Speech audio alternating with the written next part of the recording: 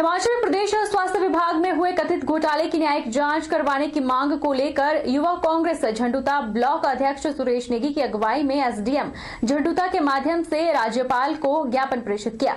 इससे पहले युवा कांग्रेस ने जोरदार प्रदर्शन किया और प्रदेश सरकार के विरुद्ध जमकर नारेबाजी की। राजेश धर्माणी ने कहा कि घुमारवीं विधानसभा क्षेत्र में विकासात्मक कार्यों में दोहरे मापदंड अपनाए जा रहे हैं। अपने कार्यकाल के दौरान सड़कों की विस्तारीकरण के लिए प्रधानमंत्री ग्रामीण सड़क योजना के तहत 21 करोड़ रुपए और नाबार्ड से 20 करोड़ रुपए मंजूर करवाए थे। उन्होंने कहा कि प्रदेश में सत्ता परिवर्तन के बाद इन विकास कार्यों को राजनीतिक द्वेष के चलते पहले रोक दिया गया और जब काम शुरू किया तो गुणवत्ता और केंद्र सरकार के नियमों को ताक पर रखकर इसका कार्य शुरू किया गया। संबंधित ठेकेदारों के पास कोई टेक्निकल व्यक्ति न होने के कारण जैसे तैसे काम पूरा किया जा रहा है। उन्होंने कहा कि संबंधित सड़कों पर 2 बार पैचवर्क भी किया गया, लेकिन इसके बावजूद 80% सड़कों की हालत खस्ता है। राजेश धर्माणी ने कहा कि विधानसभा क्षेत्र में किए जा रहे ऐसे कार्यों के विरुद्ध पहले ही ढोल बजाओ सरकार जगाओ कार्यक्रम शुरू किया गया था, लेकिन अगर सरकार ने अब संबंधित कामों की विजिलेंस जांच न करवाई तो कांग्रेस सड़कों पर उतरने पर विवश होगी, जिसकी सारी जिम्मेवारी प्रदेश सरकार की होगी। प्रदेश सरकार में स्वास्थ्य विभाग में कोरोना योद्धाओं के लिए इस्तेमाल की जाने वाले स्वास्थ्य उपकरणों जिनमें पीपी किट, सैनिटाइजर आदि में भ्रष्टाचार का मामला उजागर हुआ है, जिससे हिमाचल प्रदेश की छवि पूरे भारतवर्ष में शर्मसार हुई है। जहां एक तरफ हिमाचल प्रदेश के लोग सरकार को दान कर रहे हैं, छोटे छोटे बच्चे अपने गुल्कों को तोड़ के सरकार को दान कर रहे हैं, वहीं दूसरी तरफ सरकार के नाक के नीचे इतने बड़े घोटाले को अंजाम दिया जा रहा है। हिमाचल प्रदेश में कथित स्वास्थ्य घोटाले को लेकर विपक्ष प्रदेश सरकार पर लगातार हमले कर रहा है। चंबा जिला सलूणी उपमंडल के डलहौजी यूथ कांग्रेस के अध्यक्ष अमित शर्मा की अगुवाई में एसडीएम के माध्यम से राज्यपाल को ज्ञापन सौंपा गया। यूथ कांग्रेस ने कहा कि घोटाले की निष्पक्ष जांच उच्च न्यायालय के न्यायाधीश द्वारा करवाई जाए। अगर निष्पक्ष जांच नहीं होती है तो यूथ कांग्रेस डलहौजी सहित प्रदेश भर में सड़कों पर प्रदर्शन करेगा। भारतीय जनता पार्टी के अध्यक्ष हैं, उनका एक इस्तीफा भी औपचारिकता के तौर पर लिया गया है।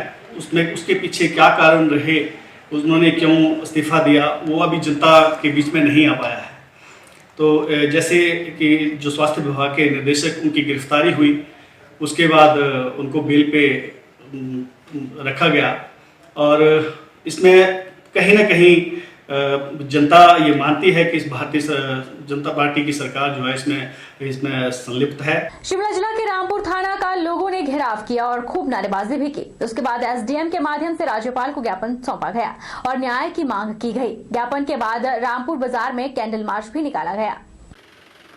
लोगों का आरोप था कि 9 जून को रामपुर बाजार में एक शिक्षिका को ससुराल के लोग द्वारा आत्महत्या के लिए मजबूर किया गया। सबूतों से भी छेड़छाड़ की गई। लोगों ने आरोप लगाया है कि आत्महत्या करने वाले ने प्रताड़ित करने वालों का भी ब्यौरा दिया था, बावजूद पुलिस ने उन्हें गिरफ्तार नहीं किया। बाहली पंचायत प्रधान और अन्य लोगों ने बताया कि लड़की को टॉर्चर किया गया, जिस कारण उसे आत्महत्या के लिए मजबूर होना पड़ा।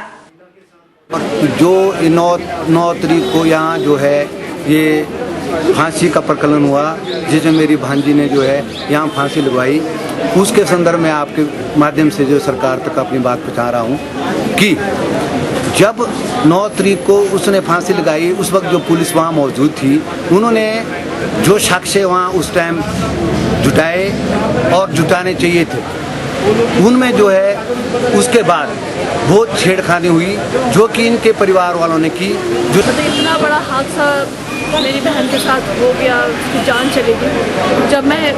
जब मुझे पता लगा कि वो इस दुनिया में नहीं है, मैं पहुंची घर पे और जब मैंने घर में देखा तो मेरे पैरों से ज़मीन खिसक गई। जो लड़की मेरे को हिम्मत देती थी, मेरे माँ बाप को हिम्मत देती थी, जिस लड़की ने इतना स्ट्रगल किया बच्चे के लिए, मुझे इतना समझाया, वो लड़की ऐसे चले जाएगी, मुझे अभी भी ऐसा लगता है कि एक सपना है जो अब टूटेगा।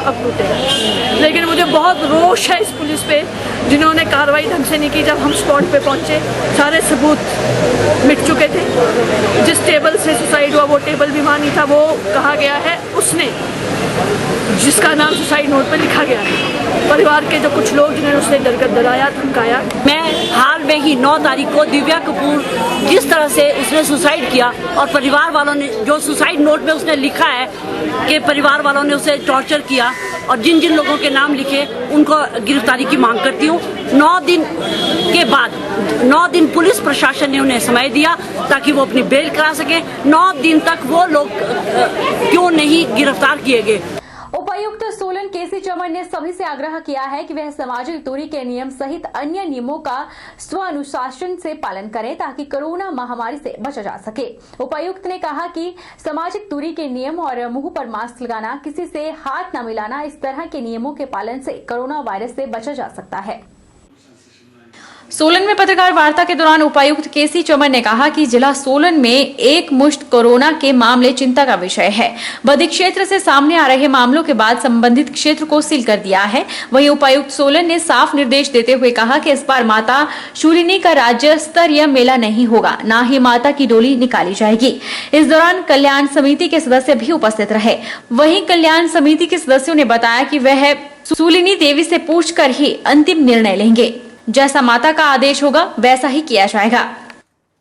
कहा कि कोविड के मद्देनजर रहते हुए कि मंदिरों को अभी खोला नहीं गया है, मंदिरों में अंदर ही बंद इसमें पूजा विधिवत पूजा हो रही है और इसी में एक हमने शूलिनी मेला में ऑनलाइन सिस्टम लागू कर दिया है। लोग मोबाइल में, यूट्यूब में और सब में इसको देख पाएंगे और अपने घरों में ही से ही देखें, क्योंकि 19, 20, 21 को जो शूलिनी माता का जो मेला होता था, जो यात्रा निकलती थी, उस दौरान हमने व्यवस्था लोगों को कहा कि हम प्रशासन और सारे अधिकारी, सारे लोग घरों में बैठ के उस समय मां शूलिनी की स्तुति घरों से करें और अपना सहयोग दें।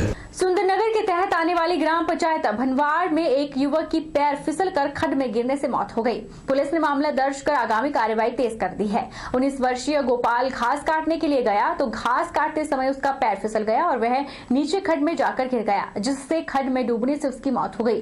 घटना का पता लोगों को लगा तो वह घटनास्थल पर पहुंचे और शव को आनंद फानंद सिविल अस्पताल ले गए, जहां चिकित्सकों ने उसे मृत घोषित कर दिया। घटना का पता चलते ही सुंदरनगर के विधायक राकेश जम्वाल भी मौके पर पहुंचे और पीड़ित परिवार को सांत्वना दी। वहीं प्रशासन की ओर से पीड़ित परिवार को 20,000 की फौरी राहत प्रदान की गई। सुंदरनगर से सूचना प्राप्त हुई कि एक व्यक्ति, एक लड़का जिसकी उम्र 19 साल है, गोपाल भनवाड़ का, जिसके पांव फिसलने के कारण जो खड्ड में डूबने से उसकी मृत्यु हुई। जिस पर पुलिस जो है सारी फॉर्मेलिटी करके जो है लाश का पोस्टमार्टम करवाया जा रहा है। पोस्टमार्टम की रिपोर्ट प्राप्त होने बाद जैसे भी रिपोर्ट प्राप्त होगी वैसे कार्रवाई की जाएगी। पंचायत भनवाड़ में एक बहुत ही दुखद घटना हुई। 19 वर्षीय गोपाल जो कि घास लाने गया हुआ था, अचानक पांव फिसलने से पानी में गिर गया, जिससे आसपास के लोगों ने देखा, काफ़ी देर बाद देखा तो काफ़ी मशक्क़त से उसे पानी से निकाला। उसको तुरंत हॉस्पिटल लाया गया, जहां उसको मृत पाया गया। राम मंदिर के निर्माण में बिलासपुर के पवित्र मंदिरों और नदियों का जल और मिट्टी लगेगी। विश्व हिंदू परिषद के सदस्यों ने आज नैना देवी माता की मिट्टी, क्षेत्रपाल देवता बाबा नाहर सिंह के मंदिर की मिट्टी, पवित्र सतलुज का जल, पवित्र मार्कंडेय ऋषि का जल और लक्ष्मी नारायण मंदिर की मिट्टी सहित अन्य धार्मिक स्थलों की मिट्टी और जल इकट्ठा किया।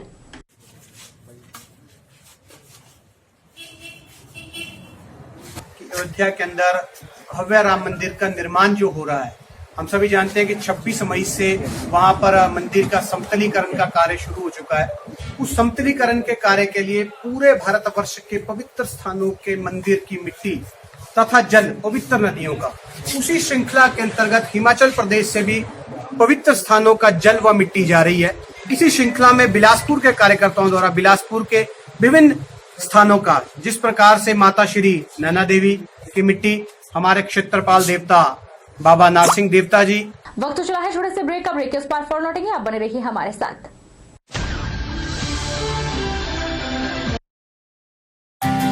विजडम एजुकेशन सोसाइटी के सानिध्य में Vijay group of institute, Himachal Pradesh university Shimla एवं Himachal Pradesh board of school education Dharamshala द्वारा मान्यता प्राप्त हिमाचल प्रदेश का एक अग्रणी शिक्षण संस्थान है। इंस्टीट्यूट में BBA, BCA, BCom, PGDCA, BEd तथा DLEd के कोर्सेज उपलब्ध हैं। कॉलेज प्रयासरत है छात्रों के चहुमुखी विकास की ओर, जिसके लिए कॉलेज उपलब्ध करवा रहा है डिजिटल क्लासरूम्स, विभिन्न प्रयोगशालाएं जैसे कि कंप्यूटर प्रयोगशालाओं का उपयोग ऑनलाइन एग्जामिनेशन के लिए भी किया जाता है, जिसमें 150 से अधिक कंप्यूटर मौजूद हैं तथा साथ ही नेचौक कस्बे में अर्ध लाइब्रेरी के अभाव को दूर करने के लिए विजडम एजुकेशन सोसाइटी ने कस्बे में शिक्षा प्राप्त करने वाले बच्चों समेत स्थानीय युवा पीढ़ी को अपने कैंपस में पुस्तकालय की सुविधा उपलब्ध करवाई है तथा साथ ही विजय ग्रुप प्रयासरत है कि कोरोना महामारी छात्रों के विकास में बाधा ना बने। इसलिए विजय ग्रुप छात्रों को ऑनलाइन रजिस्ट्रेशन की सुविधा प्रदान कर रहा है, जिसके माध्यम से छात्र घर बैठे ही अपनी एडमिशन की प्रक्रिया को पूरा कर सकते हैं। इसलिए vijayiinstitute.com वेबसाइट को विजिट करें तथा ऑनलाइन रजिस्ट्रेशन पे क्लिक करके फॉर्म को फिल करें। अधिक जानकारी के लिए हमें संपर्क करें।